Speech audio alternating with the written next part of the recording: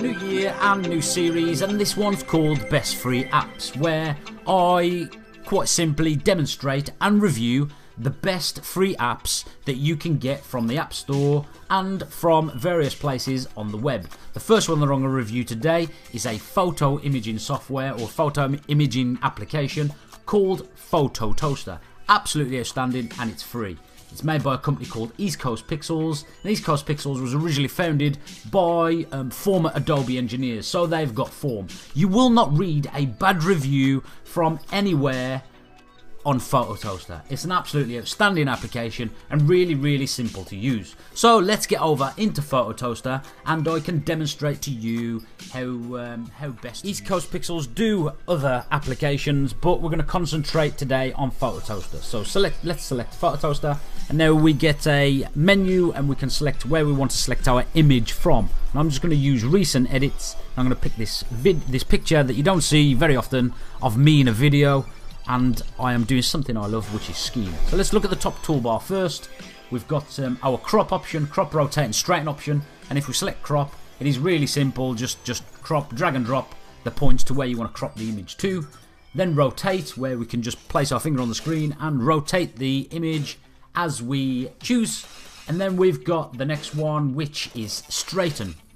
So straighten, what it does, you can rotate the image, but the final image, the finished article, will remain straight.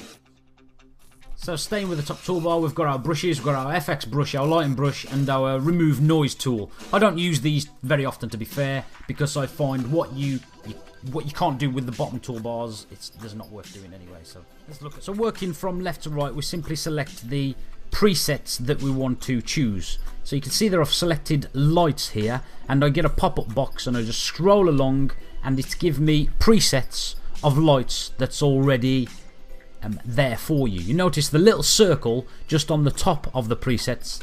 It opens up another toolbar which you can then enhance or edit the presets over and above the presets that you've already applied. So it really is simple to use and really customizable, and that is the lights for you. So next we can move on to the FX. So as with the preset lights, I just press the FX button and I get another pop-up, and it gives me various colours or various FX, various filters on the image, and in a little view screen again in a pop-up on the bottom, and you just scroll along and press the ones that you want.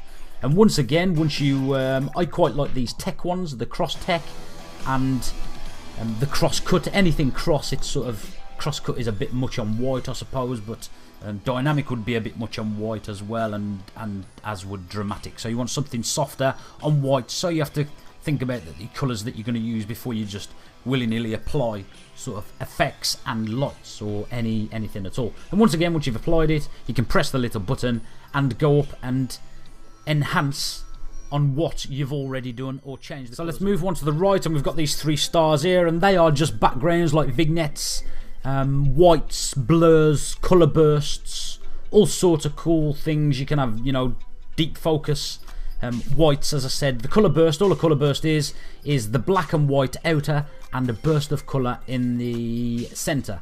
I quite like the deep focus and the deeper focus where it blurs the outside, and once again I can press the toolbar button and it brings up the toolbars for me, and I can do various things with this. I can change the vignette size, so the blurriness I could change, so it makes it more of a smaller circle blurry. Let's do that. And then the brightness of it, so I'm just going to darken it a little bit, and the outer, which is what we're dealing with, I could mess with the colours and change the colours if I wanted to, but I don't want to. I just want to leave that as it is. And saturation and the blur, like I can turn the blur up as well. Okay, the next we go on to our canvas effects, and basically what it is you press the button and it brings up predefined canvases like this one here, which is a concrete canvas or a paper canvas.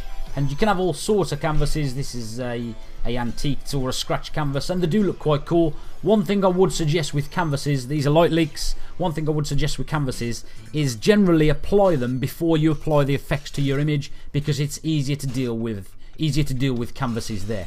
And we've got this little folder option here on our toolbar, you'll see. So it tells us we've got another set of predefined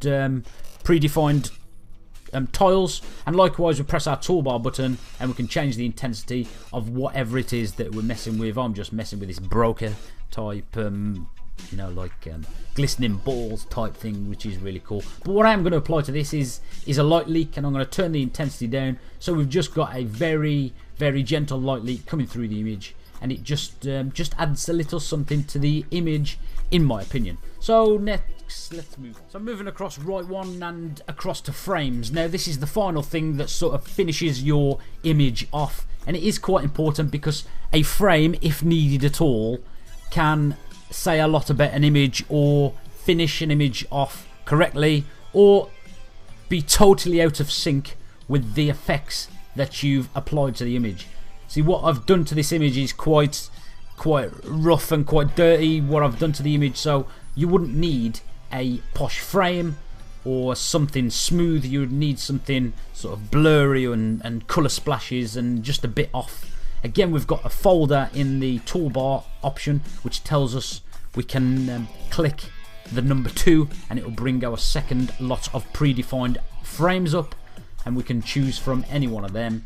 And likewise we can change the border width with our toolbar again on the left hand side, which again is really easy to do and really easy to demonstrate here for you.